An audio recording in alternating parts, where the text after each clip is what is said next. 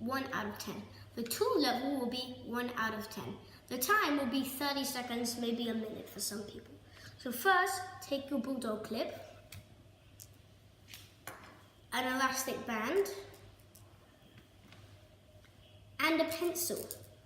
Take your bulldog clip and your pencil and slide your pencil through the bulldog clip like this. Then take your elastic band and put it here and slide it through here. You already have a cannon, but I like to take things a bit further. Twist a lot, and I mean a lot, otherwise it won't work.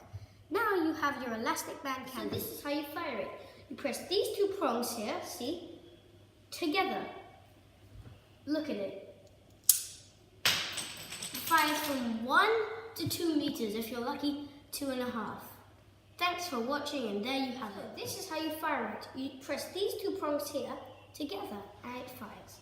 Look at it. This is how you fire it. You press these two prongs here and here together. Let me show you how you fire it. So, watch.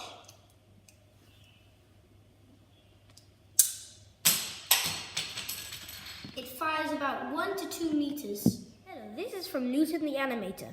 If you want to watch more of these, just type in the words crafts with me.